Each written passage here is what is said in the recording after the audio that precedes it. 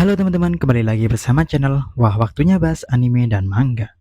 Di video kali ini seperti biasa ya, gue akan membahas hal-hal menarik di Boruto episode ke-290, yang mana masih menjadi bagian dari cerita atau arc kode yang semakin seru ya. Oke, daripada lama-lama langsung aja kita bahas ya, apa saja hal-hal menarik tersebut dan apa sajakah perbedaan yang ada pada versi anime dengan versi manganya. Jadi, check it out. Hal menarik pertama adalah fakta bahwa seseorang dapat menghilangkan atau menghapus ya tanda cakranya. Ya, di awal episode kita melihat ada percakapan ya antara Boruto, Kawaki, Inoji, dan Shikadai di depan sebuah toko. Kalau di versi mangganya kita dapat memahami konteksnya ya kalau ini adalah toko yang menjual mainan kartu shinobi, di mana di sini kita juga bisa tahu betapa kecewanya Boruto yang pengen dapat kartu Sasuke, malah dapat Shino. Hehe. Adegan ini dihilangkan mungkin agar tidak memakan waktu yang lama ya kalau di animenya. Oke, kembali lagi ya. Disinilah akhirnya kita melihat Nishi, Jonin sensor Konoha yang ditugaskan untuk mengawasi Boruto dan Kawaki 24 jam penuh. Yang jelas membuat mereka jadi nggak nyaman kan ya. Bayangin aja diawasi penuh seharian. Dan kalau di versi manga, menjelaskan beberapa fakta tentang sensor yang ada di dalam desa. Yakni, karena keberadaan cakra seseorang itulah, ninja sensor mampu mendeteksi siapa orang tersebut. Karena tanda cakra setiap orang itu berbeda, layaknya sidik jari pada manusia. Kendati demikian, ninja sensor sebenarnya juga tidak boleh melakukan sensor ke semua orang 24 jam penuh, karena akan melanggar hak privasi mereka. Maka dari itu sensor hanya akan diaktifkan di perbatasan desa saja, biar tahu siapa saja ninja yang keluar masuk desa. Dan itu sebenarnya udah cukup banget ya. Akan tetapi, karena ini terkait keselamatan Kawaki dan Boruto yang sedang diincar oleh kode, maka disinilah Nishi ditunjuk sebagai pengawal mereka 24 jam penuh. Ya, walau Boruto pun tahu, gimana pun Nishi kelihatan cuma ninja yang sangat lemah, yang pasti bakal langsung mati jika bertempur melawan kode. Sayang ya penjelasan ini semua dipotong di versi anime dan hanya menyisakan tentang penjelasan bahwa jika musuh mampu menghilangkan tanda cakra mereka, maka tentunya ninja sensor di dalam desa tidak akan mampu mendeteksi siapa ninja tersebut. Dan wassalam deh. Hehehe. Hal menarik berikutnya adalah harapan Shikamaru. Ya, perbincangan antara Shikamaru dan Amado pun juga bisa kita ketahui di sini ya, bahwa Shikamaru masih sama, tetap curiga kepada Amado dan berpikir bahwa tentang kode dan apapun yang terjadi selama ini tidak lain tidak bukan adalah rencana dan akal busuk dari Amado sendiri. Walau Amado berkali-kali mengatakan dan melakukan hal yang sama sekali tidak membahayakan Konoha, tapi Shikamaru masih aja mencurigai Amado. Ya, walau begitu Shikamaru di sini pun akhirnya juga mengandai-andai dan bertanya-tanya, apakah mungkin kode bisa saja menyerah dan mengurungkan niat untuk menyerang desa karena kode masih aja belum datang-datang ke Konoha. Gak tahu dia padahal kode sedang nyiapin rekan dan rencana yang besar. Oh ya, kalau di versi manga sebenarnya ada sesuatu yang disensor ya, yaitu Amado ingin menyalakan rokok. Ini dipotong di anime karena untuk sendirilah ya. Bisa-bisa ntar ditiru anak kecil yang nonton. Dan juga yang bingung di awal Shikamaru ini telepon siapa? Ini sebenarnya dia itu telepon Jonin Konoha terkait tindakan Sasuke yang seenaknya sendiri memeriksa tanda cakar kode. Di mana Shikamaru membiarkan Sasuke melakukan apapun itu karena besarnya rasa hormat dan kepercayaan Shikamaru kepada Sasuke. Dan hal paling menarik di episode ini adalah rencana kabur Kawaki yang sukses. Ya, di sini pun kita bisa melihat bagaimana Kawaki langsung mempraktekkan menghilangkan keberadaan tanda cakra miliknya. Gimana dia melakukannya? Awalnya dia izin ya buat buang sampah di luar rumah.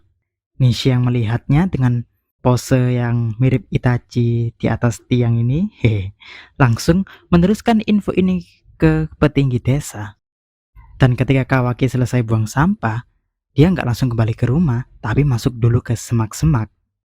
Dan setelahnya Nishi pun akhirnya lapor bahwa Kawaki sudah masuk ke rumah kok. Padahal apa yang dilakukan Kawaki sejatinya ketika dia masuk ke dalam semak-semak ini adalah dia menciptakan Kage Bunshin, di mana dirinya yang palsu kembali ke rumah dan yang asli tetap di semak-semak. Namun di sini yang asli tidak memiliki keberadaan cakra, sehingga Nishi, seorang ninja sensor elit pun tidak bisa tahu. Terus sekarang kok bisa dia menghilangkan tanda cakra miliknya? Eida menjelaskan bahwa hal ini wajar bisa dilakukan Otsutsuki, seperti Kawaki sendiri. Dan oleh sebab itu pula, yang tahu bahwa Kawaki sedang mengelabui semua orang adalah Otsutsuki lain, yakni Boruto. Dimana dia tuh dari awal udah punya feeling ada yang aneh dengan Kawaki yang masuk ke dalam rumah ini.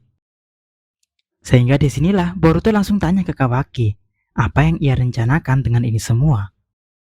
Tak lupa Boruto pun juga lapor ya ke Nishi dan ayahnya. Tapi sayangnya mereka sama sekali menganggap Boruto cuma bergurau saja. Bahkan di manga Naruto lebih jelas lagi menganggap Boruto stres karena diawasi Nishi 24 jam penuh sehingga dia merencanakan sesuatu dengan Kawaki. Hehe. Dan akhirnya tak lama setelah Kawaki sudah cukup jauh keluar dari desa, Boruto pun akhirnya juga sudah paham ya, apa yang dilakukan Kawaki adalah menghilangkan tanda cakranya. Dan di saat yang bersamaan, Kawaki yang Bunshin di rumah ini langsung hilang. Dan saat itulah, Naruto dan Nishi akhirnya percaya semua omongan Boruto ini. Udah dibilangin masih aja ngeyel ya, hehe. Dan hal menarik terakhir di episode ini adalah pertemuan Kawaki dan Kode. Ya, setelah Kawaki akhirnya pergi jauh dari desa, Boruto pun juga langsung bergegas mengejarnya ya, karena yang tahu di mana lokasi terakhir Kawaki adalah Boruto seorang. Pun demikian, di sisi lain, Eida yang mengawasi semua kejadian ini dengan mata sendiriannya langsung menyuruh Kode untuk segera bertemu dengan Kawaki dan menanyakan alasan kenapa kok kabur dari desa. Dan akhirnya bertemulah mereka berdua setelah Kode sebelumnya juga menerima aba-aba dari Eida tentang lokasi Kawaki dengan cara memasukkan telinga dan mulutnya ke tanda cakar Kode, yang mana membuat Eida dan kita semua yang nonton ini merasa jijik kan ya. Dan kemudian setelah saling berbalas serangan, Kawaki dan Kode akhirnya memutuskan untuk berbicara tentang tujuan Kawaki kabur ini. Kawaki pun bilang bahwa dirinya ingin ditukar nyawanya dengan nyawa orang lain, khususnya Naruto. Bahkan dia bilang gitu sambil bersujud memohon kepada Kode, yang mana membuat Kode jelas marah kan ya, karena Kawaki adalah mantan wadah dari Ishiki. Tidak seharusnya dia bersikap begitu merendah seperti ini. Dan yang kedua karena Kawaki juga bukanlah target dari Kode lagi. Bahkan sebenarnya nggak boleh dibunuh sama sekali kan ya. Sehingga Kode pun langsung mencoba mencekik Kawaki dan akan mengantarkan Kawaki ke seseorang yang ingin bertemu dengannya. Maksudnya Eida ya di sini. Namun sebelum itu semua terjadi, Boruto datang tepat waktu dan mengagalkan rencana Kode tersebut. Dan seperti biasa ya, Boruto di sini selalu berusaha untuk melindungi temannya Kawaki apapun yang terjadi. Padahal Kawaki sendiri malah pengen mati demi menyelamatkan orang lain. Hehe. Tapi kendati demikian, akhirnya Kawaki berubah rencana ya.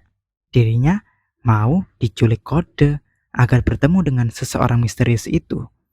Karena Kawaki sadar bahwa alasan Kode berubah dari awalnya pengen banget bunuh Kawaki menjadi sama sekali tidak ingin membunuh Kawaki, pasti karena pengaruh rekan Kode tersebut. Sehingga Kawaki ingin bertemu dan bernegosiasi dengan orang tersebut demi menyelamatkan nyawa orang lain. Di sisi lain, mendengar bahwa Kawaki ingin bertemu dengannya, Eida terlihat memerah ya wajahnya dan jadi tersipu malu gitu. Biasalah ya, karena Eida juga masih remaja yang sedang jatuh cinta. Kalau tahu orang yang dia taksir pengen ketemu dengan dia, siapa sih orang yang gak jadi salting? Hehe. Dan begitulah ya teman-teman hal-hal menarik di episode ini. Episode depan kita akan disajikan pertempuran penuh antara Boruto dengan karma modenya melawan kode. Jadi nggak sabar kan ya? Bagaimana pendapat kalian tentang episode ini? Seperti biasa ya, bagi gue animasinya keren banget, sangat-sangat keren. Dan juga dari segi cerita, sudah sangat bagus adaptasi dari manganya. Setuju? Komen di bawah ya. Oke, cukup sampai di sini pembahasan videonya ya. Jangan lupa like dan subscribe, serta klik lonceng biar nggak ketinggalan video-video berikutnya. Karena di channel ini masih akan banyak membahas tentang Boruto maupun anime dan manga lainnya. Jadi, stay tune ya. Terima kasih. Salam WWBA.